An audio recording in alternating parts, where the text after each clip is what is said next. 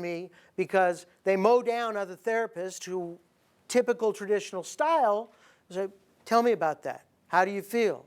They're like, I don't know how I feel. That's why I came to you. Okay? Very usually aggressive.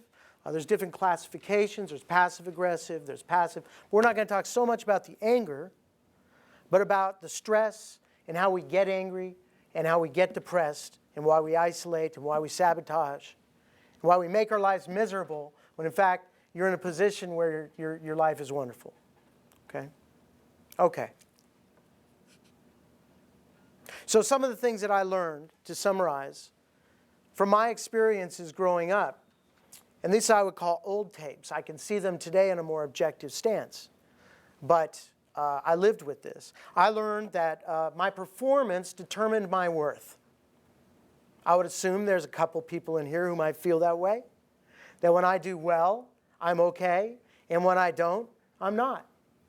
That my performance determined my worth. And for me, I determined that I was never good enough because I never got the validation from my father. I never got it before he died. In fact, we had a big argument before he died. Okay?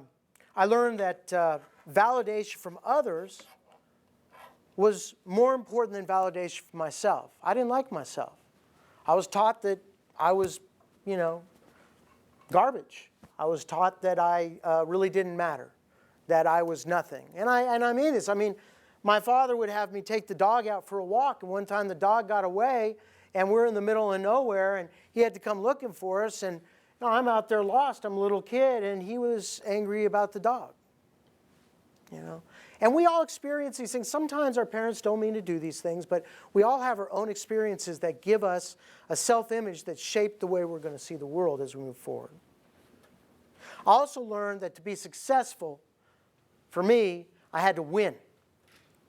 And it's true in your field that the goal is to win your case. Okay? But to be successful as a human being, I had to give up winning and being right in order to be happy. So a lot of times I have to ask myself, Evan, do you want to be right or do you want to be happy? Pick one. Because the other way doesn't work. I can still win. I still know how to do the things I used to do, but afterwards I feel like a bum. And I'm ashamed of myself. And I usually hurt somebody close to me because we let things out on people closest to us because they're the safest inside of us. We think they're the ones who won't walk away. So we act like a real saint a lot of times outside of our homes or our families or when you first meet as a class. And then when we feel safer with people, we start to let out the way we are and how we deal with certain things. Okay, so what it created in me is it created tremendous anxiety. Fear of the future. That's how I refer to anxiety. It's fear of the future. It doesn't matter if it's 5 minutes from now or an hour from now, or tomorrow when I have an exam, or the next day or a month from now. It's fear of the future. Okay? I lived in resentment. I'm sure some of you, maybe none of you, maybe it's just me, would stand in front of the mirror in the morning and be having a conversation with somebody that I should have said this and I should have said that. And if I could do it again, this is what I'd do. And I'd be very upset at them. Okay?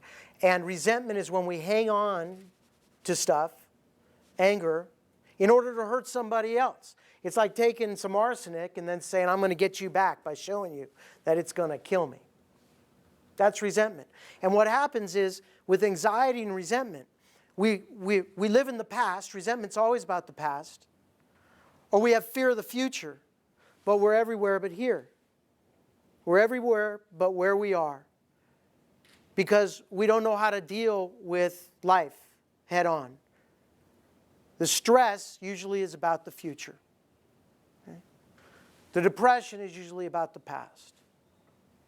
But if we can't be right where we are, then you'll always be tight. And you'll always be in fear at some level because you can't read the future. You think you can, but you can't, right? I mean, fact of the matter is that any one of us could drop dead right now. This very moment. We have no control over anything. Nothing. The only thing we have control over is volition, our volition. We have control over our attitude. That's it. Bada boom, that's it. But we live in an illusion that we have control over all kinds of things because things generally go our way. But when the illusion doesn't work out and I make a plan and I don't have the outcome that the plan is supposed to reflect, life has thrown me a curveball. And either I'm terrible or they're terrible or something happened. And we begin to go into a major judgment. Why? Because we're in fear. We're in fear of losing something that we've got or not getting something that we want. So my anger was really like a shield to hide myself from people seeing that I believed I was a failure. Okay? It's kind of like if a rock comes off the back of a truck and you're driving and it's right at you. You know, what do? What's the first thing you do? A little rock's coming at you. You flinch, you duck, you do something, right? Usually arms go up. It's kind of an instinctive thing. The arms go up. Why? I ask guys, they're like, come on, Evan, what are you asking me? Why? Because the arms, better to get hit in the arms than in the face, right? Why? Because the face is more vulnerable than the arms. Makes sense. So we go to protect ourselves this way in order to protect the face and the chest. So this can be a metaphor. This is the shield. This is a metaphor for this is anger. It protects me, or it can be even stress, or it can be anxiety. It protects me from having to deal with the fear and the stuff underneath that is so vulnerable. The feeling that, oh no, I'm going to disappoint my parents. I'm not going to, I'm going to fail at my grades. I'm not going to do what I know I can do or what I think I should do. And so that creates a lot of stress because we're not accepting the fact that we really, make mistakes. We're human beings that, believe it or not, the world is not going to cave in if you get a bad grade or even that you don't make it through law school. Life will go on. Not something that we want, but life will go on. And we don't know what's good for us and what's not good for us. How many times have we heard the saying, some of the best, some of the worst things that have happened have turned out to be the best things in my life, right?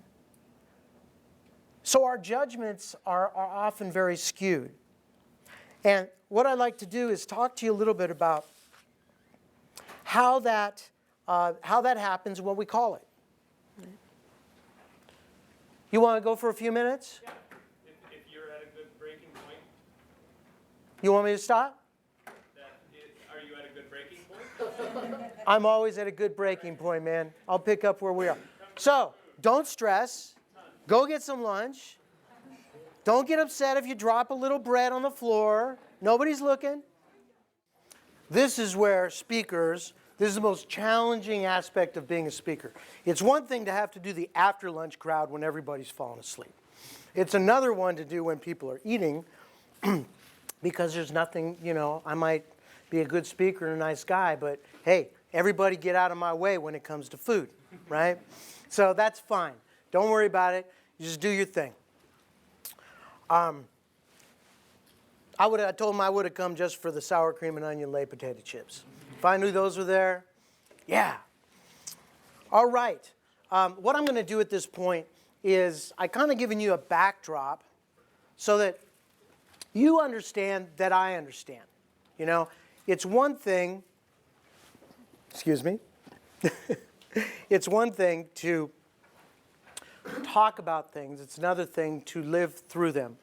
And all of you have lived my story. It's just relative. Maybe not the cancer part, but, we all have challenges. But it's not about what happens. It's about how we deal with it. Life happens. It's not always what we would call fair. Do you know the human race, relative to what we know of the size and of the history or length of time the universe has been around, is less than a blink of an eye. The entire human race, not just me or you. So when we think about that, sometimes it's easier not to take ourselves so seriously. So what I'm going to do is I'm going to provide for you some of the things that we say to ourselves and that we see other people doing also that are what we call cognitive distortions. Cognition is the process of thinking. A distortion is a skewed view. I think you know what a distortion is. Okay?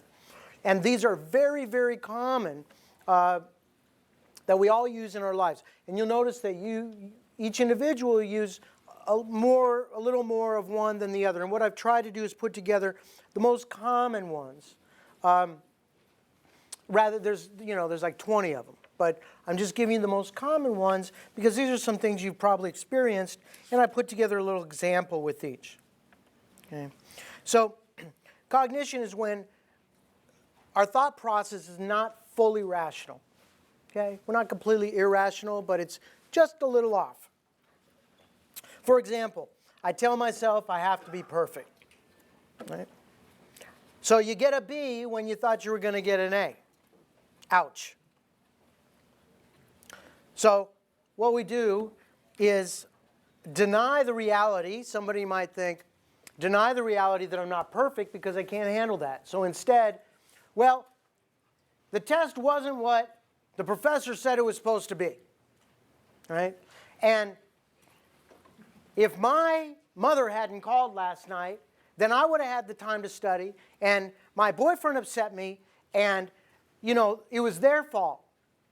And that's the only reason it happened. I would have got the A, but I couldn't, right? Because of the way it happened. I was sitting in the wrong chair, right? The air wasn't on.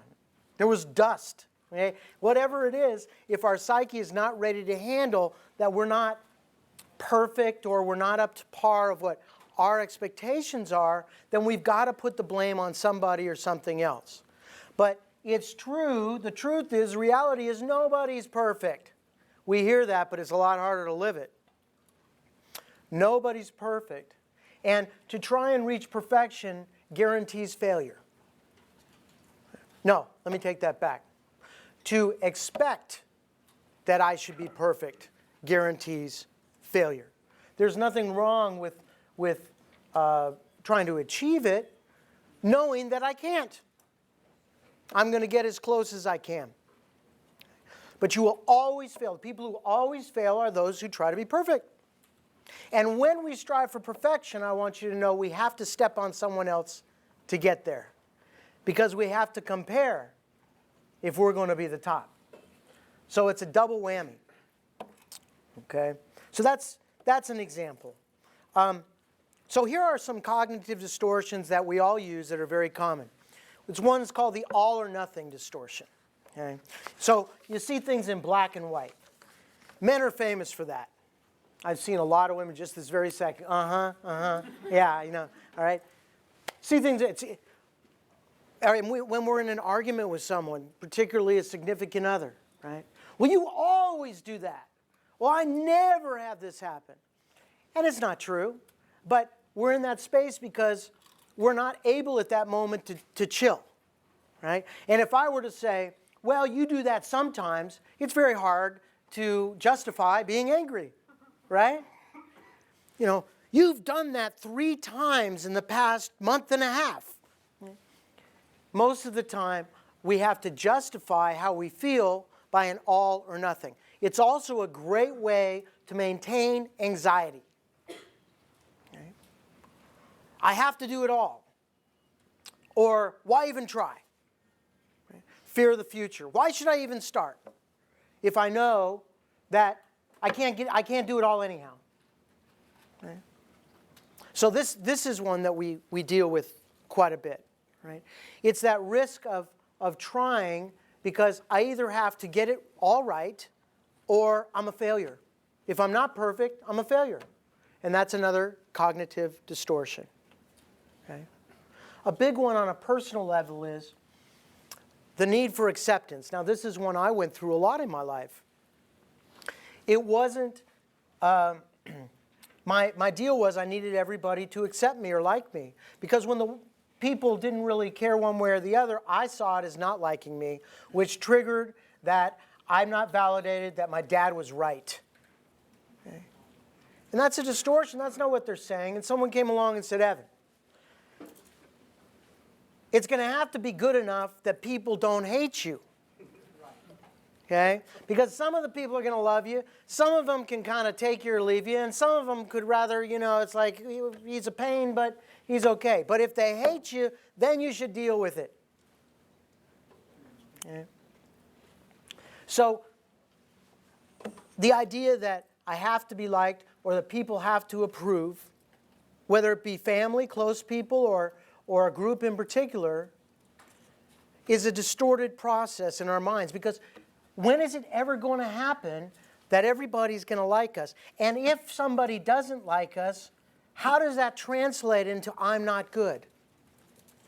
When my father got upset and raged out and was, here's this, pretty powerful, very good trial lawyer in 4-point restraints, and dies because he won't let go of me getting in the last word. I didn't cause his death, but it took me 5 years to figure that out. Because I was either the hero or the goat. It was all or nothing. Okay? Yeah, we got in a big argument, but it was his choice to stay angry. It was his choice. But there was some kind of benefit that I got out of staying guilty. I was able to beat myself up. I was able to fear the future. I was able to be anywhere but where I am. I was able to justify being angry because I didn't know how to be happy. And I wasn't ready to say that. I wasn't ready to own it. So, all or nothing. Overgeneralization. Seeing a single negative event as a never-ending pattern of defeat. For example, I blew that exam. Now I'm sure I'll never make it through law school. Anybody ever? No, you haven't said anything like that, right? I see the people in the back. I never did anything like that. What are you talking about? Where's the food? I want some more. Okay. All right. This is pretty typical, my car broke down, right? I'm like, I never should have got this car. Now, mind you, my car has like 135,000 miles on it and never breaks down. But when it breaks down, I hate Kias, right? I never should have got this car. I knew it. My mother was right 11 years ago, okay? So, overgeneralization. We overgeneralize about something in order to make it a big deal, in order to justify us having lots of anxiety and being upset, rather than dealing with it, rather than looking at our fear and going, I'm just getting out of hand. Okay? And disqualifying the positive. Okay? We disqualify the positive. My daughter does this. She's an honor roll APA student in high school, and she got like 6 A's. They have like 7 classes. She got 6 A's and a B. What did she focus on? The B. It was like a disqualifying the positive, overgeneralization, and all or nothing all in the same. See, I can never get it all right. And I'll never be able to go to college with getting B's, and it's going to turn into a C. And I always do this, and she never does it. Right? But she didn't know how to deal with not trying to be perfect. She's too hard on herself. But she's not fully ready to deal with that, so she pushes it off. Right? Now, I'm going to go through a couple more, and then I'm going to talk about a little bit about how you deal with other people who you see having these issues. Okay? Because you're certainly going to have in law school. You're very tight.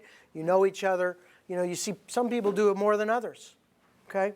And you'll see people destroy their graduate school experience. You'll see people sabotage passing the bar. Okay? Or first-year students, the final exams. You'll literally see it in yourself and in other people, and how we have to address that. So here's a couple more. Jumping to conclusions. Now, I know this is very foreign to many of you. right? We all jump to conclusions. There's two ways to look at it. One we have is called mind reading. Okay? That's where I'm looking at that person over there and I'm going, you know what? They don't like anything I'm having to say. I can tell. They're looking around and they're going to go tell everybody else that I was a really bad speaker, and then people are going to know, and then there's got to be somebody in that group. They're going to tell faculty. Faculty's going to tell somebody else. And you know, I'm just never going to be able to speak again. I can't do my practice because I got cancer. I'm going to wind up we're living with my mother in the back room somewhere, and my daughter's going to be sent off to DFACS, you know, and life is over. Okay? That's how quick we can jump to conclusions and lead it on. Okay? We do this. We make a huge deal out of things that aren't happening. Why? Where am I? I'm not in the present, right? I'm determining the future. And that's a cognitive distortion. It makes absolutely no sense. We do not know what's going to happen in the future. Expectations it'll kick your behind every time. Expectations, you'll get disappointed with them almost every time. And if you don't, it'll be the next one. You're setting yourself up to fail. Be where you are. This is all you have in life, is where you are right now. This is it. This second. This second. This second. Everything else is, who knows what's going to happen. The second one is fortune telling, and that's kind of what I did. I put those two together. First I went, I'm reading somebody's mind, and then I know what's going to happen. That's a big one in